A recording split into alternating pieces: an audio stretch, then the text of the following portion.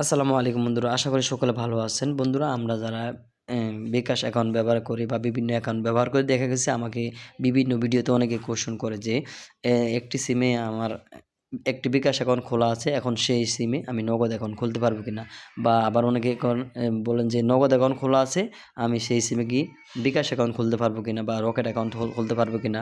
বা আবার অনেকে কোয়েশ্চেন করেন এভাবে যে আমার একটি এনআইডি কার্ড দিয়ে আমি একটি বিকাশ খুলেছি, সেম এনআইডি কার্ড দিয়ে কিন্তু রকেট বা বিকাশ সরি নগদ অ্যাকাউন্ট বা উপায় অ্যাকাউন্ট খুলতে পারবো কিনা। তো বিস্তারিত আমি জানানোর চেষ্টা করবো এই ভিডিওতে। আশা করি আপনি আর কোনো ভিডিও দেখা লাগবে না, সব কিছু আপনি জানতে পারবেন। যারা জানেন তারা তো অবশ্যই জানেনই, যারা জানেন না তাদের জন্য ভিডিওটা। তো এখানে মূলত আপনার একটি সিমে আপনি একটি বিকাশ অ্যাকাউন্ট খুলেছেন, এখন চাচ্ছেন যে ওই সিমে আরেকটি নগদ অ্যাকাউন্ট খোলার জন্য। তো আপনি অবশ্যই খুলতে পারবেন।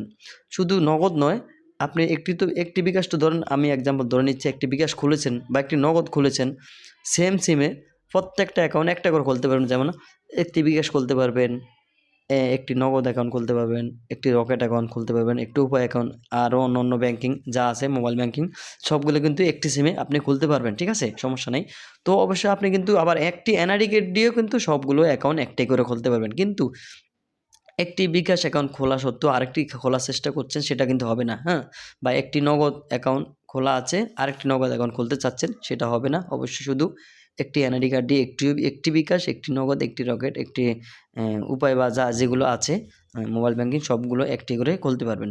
সেম ভাবে একটি সিমেও কিন্তু আপনি এভাবে খুলতে পারবেন। আশা করি ভিডিওটি বুঝতে পেরেছেন বিস্তারিত। ভিডিওটি শেয়ার করে দিবেন, অনেকের উপকারে আসবে। আর চ্যানেলটি সাবস্ক্রাইব করে পাশে বেল বাটনটি অন করে দিবেন। ভিডিওটিতে অবশ্যই একটি লাইক দিবেন। ধন্যবাদ।